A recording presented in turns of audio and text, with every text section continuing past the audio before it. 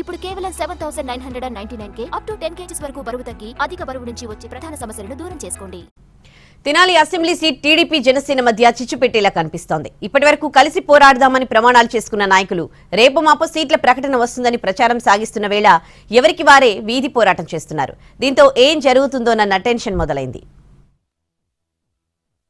గుంటూరు జిల్లాలో కీలక నియోజకవర్గం తెనాలి. ఈ నియోజకవర్గంలో మాజీ స్పీకర్ నాదెండ్ల మనోహర్, మాజీ మంత్రి ఆలపాటి రాజాలు గతంలో వేర్వేరు పార్టీల నుంచి పోటీ చేశారు. 2004 నుంచి 2014 వరకు 10 సంవత్సరాలు నాదెండ్ల మనోహర్ ఎమ్మెల్యేగా ఉన్నారు. 2014 నుంచి 2019 వరకు ఆలపాటి రాజేంద్ర ప్రసాద్ ఎమ్మెల్యేగా కొనసాగారు.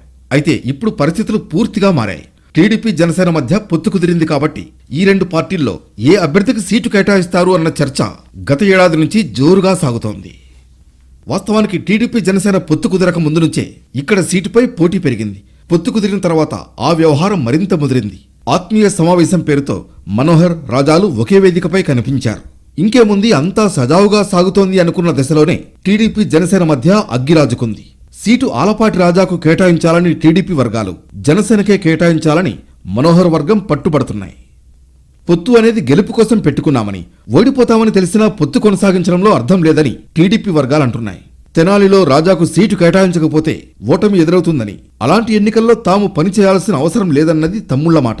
రాజాకు సీటు కేటాయించకపోతే మూకుమ్మడి రాజీనామాలకు సిద్ధంగా ఉన్నామని కౌన్సిలర్లు, ప్రజాప్రతినిధులు హెచ్చరిస్తున్నారు. మరోవైపు జనసేన కూడా చాప కింద నీరులా పావులు కదుపుతోంది. నాదెండ్ల మనోహర్ ఆత్మీయ సమావేశాలు నిర్వహిస్తున్నారు. మొత్తానికి పచ్చని కాపురంలో తెనాలి ఎలాంటి చిచ్చు పెడుతుందోనన్న టెన్షన్ వెంటాడుతోంది.